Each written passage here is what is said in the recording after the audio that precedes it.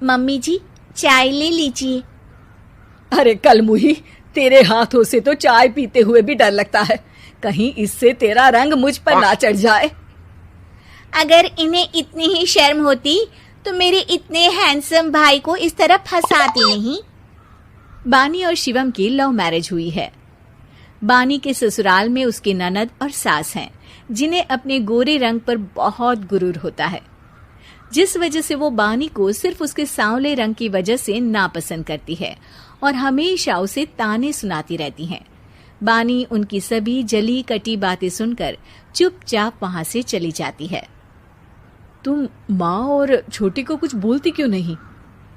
Mummy जी बड़ी हैं, हर छुटकी ना समझ, इस तरह उन्हें उल्टा जवाब देना सही नहीं। मेरी जिम्मेदारी उनकी सेवा करना है, जो मैं पूरे दिल से हमेशा करती रहूंगी। ऐसा बोलकर बानी रसोई में जाकर रात के खाने की तैयारी करने लगती है।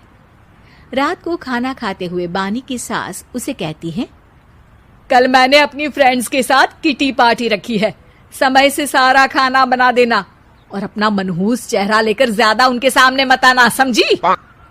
माँ, बानी आप दोनों की कितनी परवाह करती है, फिर भी आप उससे इतना बुरा व्यवहार क्यों करती हैं? अरे एक तो लव मैरिज करके इस कलमुही को हमारे सर पर लाकर बिठा दिया और अब हम इसे कुछ बोल भी नहीं सकते क्या? भैया तो इनकी तरफदारी करेंगे ही, आखिर इन्होंने पूरी तरह उन्हें अपने वश में जो किया है। जिसे जो करना है करे, बस कल मेरा सारा काम समय पर हो जाना चाहिए। इस पर सब खाना खाकर सोने चले जाते हैं और अगले दिन बानी जल्दी उठकर सास की किटी पार्टी के लिए तैयारियां शुरू कर देती है, जिस पर पार्टी शुरू होने के बाद सास की सहेलियां कहती हैं, अरे वाह री, तेरी बहू ने तो बड़े स्वादिष्ट समोसे बनाए हैं। हाँ भाई, रंग कैसा भी हो, खाना बनाने में बिल्कुल अन्नपूर्णा है। अरे इसकी भी क्या बात करनी, मेरी बेटी से मिलो, इसकी सुंदरता के आगे तो उर्वशी रंभा भी फेल है। उर्वशी रंभा को तो फेल कर देगी, पर क्या अन्नपूर्णा बन पाएगी? अरे इसे काम करने की क्या जरूरत, उसके लिए बानी है तो, और मैं तो इसकी शादी भी किसी नौकर चाकर वाले घर में ही करूंगी। बानी वापस रसोई में चली जाती है और किटी पार्टी चलती रहती है। उसी रात को बानी की सास गुस्से में चिल्लाते हुए अपने कमरे से बाहर निकल कर आती है। हाय रे, चोरी हो गई, मेरे पैसे, पक्का पक्का इस कलमुही की वजह से हुआ है ये सब। अरे क्या हुआ माँ, कौन सा आसमान टूट गया? अरे आसमान तो उसी दिन टूट गया था जब तू इस कलमुही से शादी करके इसे घर में ले आया था। खुद तो आई ही, अपने साथ साथ मनहूसियत का काला साया भी मेरे घर ले आई। अरे हुआ क्या माँ? अरे मेरी तिजोरी में रखे पैसे कहीं गायब हो गए, सुबह ही देखा, अरे यहीं रखे थे। क्या आप मुझ पर चोरी का इल्जाम लगा रही हैं? अरे काली बिल्ली पर भी क्या कोई मनहूसियत का इल्जाम लगाता है? ऐसा बोलकर बानी की सास वहां से चली जाती है, जिसके बाद शिवम और बानी बात करने लगते हैं। देखो, मम्मी की बात का बुरा मत मानना, वो बस परेशान है ना, इसलिए कुछ भी बोल गई। वो परेशान नहीं, मुझसे नफरत की वजह से ऐसा बोलकर गई हैं। उन्हें मैं हमेशा एक आंख नहीं सुहाती। देखो बानी, अगर तुम चाहो तो हम दूसरा घर लेकर वहां शिफ्ट कर सकते हैं। आखिर तुमसे प्यार करके तुम्हें अपनी जिम्मेदारी पर इस घर में लेकर आया हूं, इस तरह टॉर्चर नहीं होने दे सकता।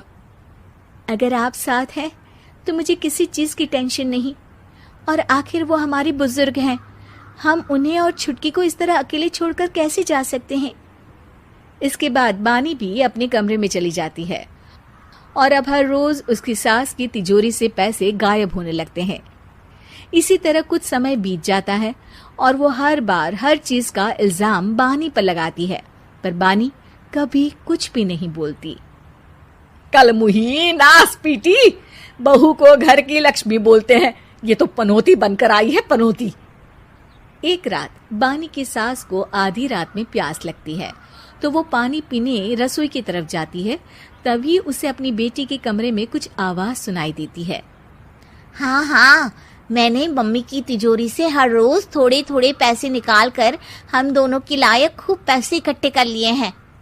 और मम्मी आज तक उस सब के लिए भाभी को ही जिम्मेदार समझती है। तुम बस जल्दी से आकर मुझे यहाँ से ले जाओ और हम कहीं दूर जाकर शादी कर लेंगे। मम्मी को कुछ पता नहीं चलेगा, सब मुसीबत खत्म। अपनी बेटी की ये सारी बातें सुनकर बानी की सास भौंचक्की रह जाती है और अपने कमरे में वापस चली जाती है। जब अगली सुबह बानी सास के कमरे में आती है, मम्मी जी, क्या बात है, आज आप कमरे से बाहर ही नहीं आई? आपकी तबीयत तो ठीक है ना? क्या छुटकी कमरे से बाहर आई या तुम उसके कमरे में गई? नहीं नहीं, क्यों, जाना है क्या? मैं अभी चली जाती हूँ। नहीं, कोई कहीं नहीं जाएगा। इस पर वो बानी को साथ लेकर कमरे से बाहर आती है, जहाँ शिवम भी होता है।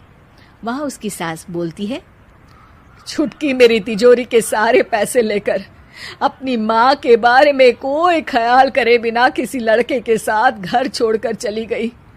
और बहू, तुमने मुझ जैसी सास की सेवा करने के लिए अपने ही पति के साथ दूसरे घर जाने से मना कर दिया। मैंने हमेशा तुम्हारा रंग देखा अच्छा ही नहीं, जो मेरी सबसे बड़ी गलती है। मुझे माफ कर दे बेटा। और इसके बाद बानी की सास कभी अपनी बहू की तारीफ करते थकी नहीं।